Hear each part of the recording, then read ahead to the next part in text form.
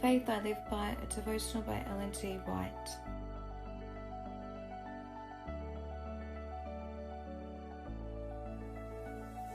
The servant of man.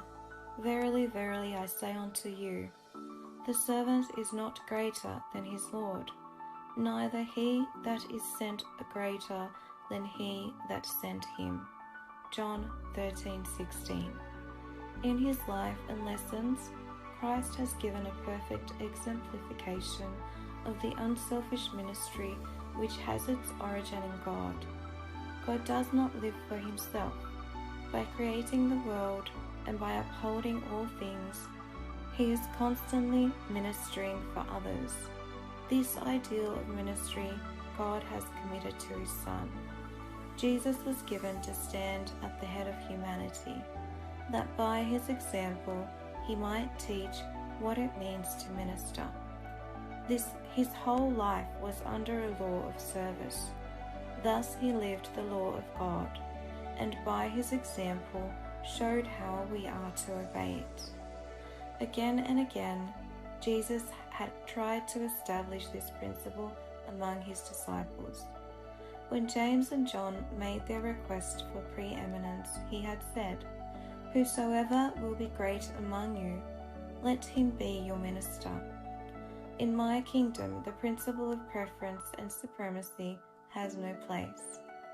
The only greatness is the greatness of humility.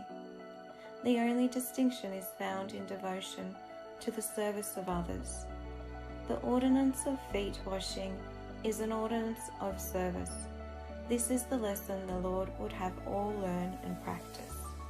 When this ordinance is rightly celebrated, the children of God are brought into holy relationship with each other, to help and bless each other, that his people might not be misled by the selfishness which dwells in the natural heart, and which strengthens by self-serving.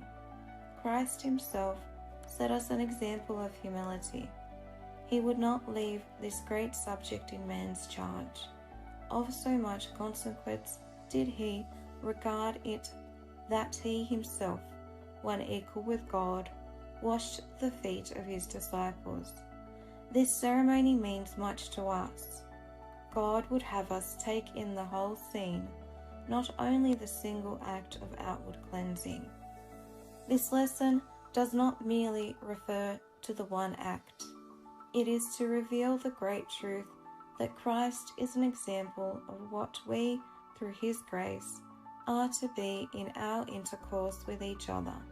It shows that the entire life should be one of humble, faithful ministry.